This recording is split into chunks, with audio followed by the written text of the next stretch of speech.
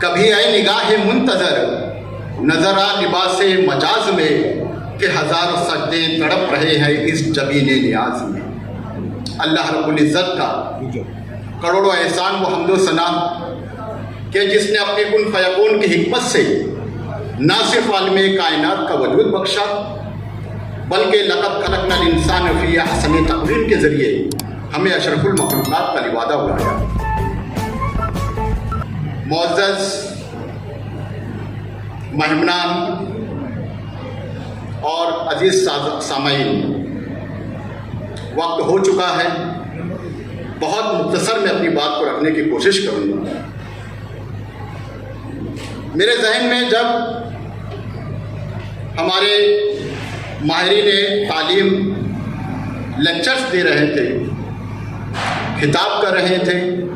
تو ذہن میں سقراط یاد آ رہا تھا کہ سقراط کی عادت تھی کہ وہ روزانہ صبح اپنے گھر سے نکلتا اور کچھ لوگوں کو جو ہے وہ اپنی جانب راغب کرتا، مخاطب کرتا اور ان سے کچھ سوالات کرتا کہ یہ سورج روزانہ صبح کیوں نکلتا ہے، مثلا مثال بتا رہا ہوں، چاند کیوں رات میں نکلتا ہے، زمین کیسے گھومتی ہے، وغیرہ وغیرہ۔ دراصل سقراط کا ایک مقولہ ہے کہ لا علمی کا شعور ہی علم کا آغاز ہے، لا علمی کا شعور ہی علم کا آغاز ہے۔ ہم نے دیکھا کہ گزشتہ کئی سالوں میں جو کرونا جیسی مہلک لہر عالم دنیا کو اپنی لپیٹ میں لے رکھی تھی، سب سے زیادہ اگر کہیں نقصان ہوا ہے تو وہ نقصان ہے تعلیم کا نقصان۔ اور الحمدللہ میں مبارکباد پیش کرتا ہوں تنظیم والدین کے ذمہ داران کو کہ اس نقصان کی تلافی کی پہلی کوشش شروع کی جا چکی ہے، جو کہ آج آپ کے جلسے کے شکل میں ہے۔ ساتھیوں، عقاب ایک پرندہ ہے، علامہ اقبال کا فیوریٹ پرندہ، فیوریٹ تشبیہ جو ہے عقاب اور شاہین ہے۔ عقاب ایک پرندہ ہے، وہ پرندہ بہت ہی تیز نظروں والا ہوتا ہے، اس کی نظریں بہت تیز ہوتی ہے، اور وہ پرندہ جب اپنے شکار پر آسمان سے بڑی تیزی کے ساتھ لپٹتا ہے تو وہ فوراً ہی اپنے شکار کو ختم نہیں کرتا، بلکہ جب وہ اپنے شکار کو اپنے پنجوں میں لپیٹ لیتا ہے تو کچھ دیر کے لیے اسے چھوڑ دیتا ہے، پھر شکار بھاگتا ہے، پھر اسے پکڑتا ہے۔ علامہ اقبال نے اسے یوں تشبیہ دی ہے کہ پلٹنا جھپٹنا جھپٹ کر پلٹنا، پلٹنا جھپٹنا جھپٹ کر پلٹنا، لہو گرم کرنے کا ہے ایک بہانہ۔ یہی ایک بہانہ یہ عقابی پرندے جو تنظیم والدین کے ذمہ داران ہے، یہ آپ لوگوں کے سامنے اسی لہو کو گرم کر رہے ہیں کہ جو دھول ہمارے مہلک بیماری میں اور لاک ڈاؤن میں جا چکی ہے، ظاہر سی بات ہے کہ اگر اساتذہ ہمارا ایکٹیو ہو گئے، اگر اساتذہ کے اندر مایوسی اور یاسیت کی جو لہر جو دور ہو گئی تو انشاءاللہ طلبہ میں بھی اس کے مؤثر انداز اثرات پیدا ہوں گے۔ میں مختصر میں ہمارے معزز مہمانان جناب الیاس مومن صاحب، جن کی تقریر کا کچھ حصہ میں نے سماعت کیا، یقیناً اسوہ رسول صلی اللہ علیہ وسلم کی وہ بہترین مثالیں جو آپ نے اپنی تقریر میں پیش کی، میرے ایمانی جذبے کو کافی حرارت ملی اس سے۔ محترم علی جناب علی ایم شمسی صاحب اپنی اہم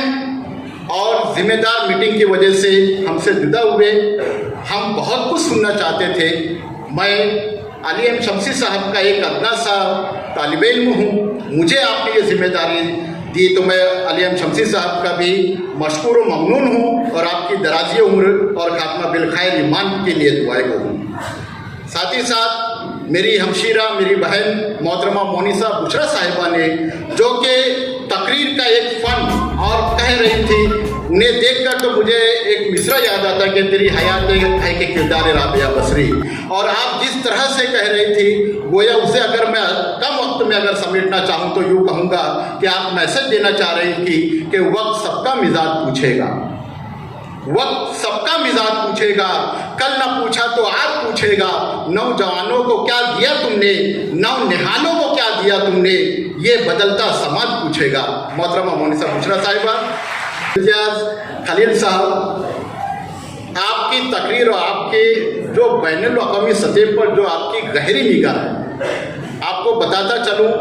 کہ اردو میلہ اور ना जाने खामोशी से और एलानिया कितनी आप खिदमत उर्दू के अदा कर रहे हैं। अल्लाह ताला आपके मकासद को और बाअसर करे और ज़्यादा इस्तकामत दे।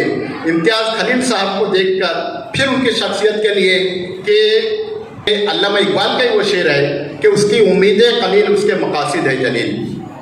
उसकी उम्मीदें कलील उसके मकासद है जलील, उसकी अदा दिल फरेब उसकी निगाह दिल नवाज, नर्म दमे गुफ्तगू गर्म दमे जुस्तजू, रज़्म हो या बज़्म हो पाक दिल वो पाकबाज। तो वो इम्तियाज़ साहब है। अब सैयद जाहिद अली साहब और उनके रुफ़का, बड़ी नाइंसाफ़ी होगी कि आपकी कोशिशों के और आपके लगन और आप जिस तरह से उर्दू की और तालीम की खिदमत कर रहे हैं तो उनके ताल्लुक़ से ना कहा जाए। यकीनन साथियों, हमें ये हक़ है कि हमें तंजीम वालिदैन और इस तरह के तालीमी सरगर्मियों का हिस्सा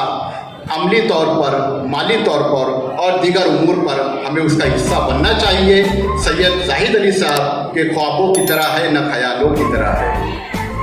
ख्वाबों की तरह है न ख्यालों की तरह है, ये शख्स तो रियाजी के मिसालों की तरह है, उलझा हुआ ऐसे कि सुलझता ही नहीं और सुलझा हुआ ऐसे कि मिसालों की तरह है। तो साथियों, मैं अपनी बातों को बहुत मुख्तसर करते हुए, चूँकि वक्त नमाज और ज़ोहराना का भी हो चुका है, अल्लाह रब्बुल इज़्ज़त से दुआ करता हूँ कि अल्लाह ताला इस प्रोग्राम को एक आगाज़ करे, एक शुरुआत करे एक नए समाज की तश्कील के लिए। अल्लाह ताला हमारे अपनी कमियों को भी दूर करे और हमें इस्तकामत पैदा करे। आखिर में अशार के साथ अपनी बातों को ख़त्म करता हूँ कि सुकूत लाल वो गुल से कलाम पैदा कर,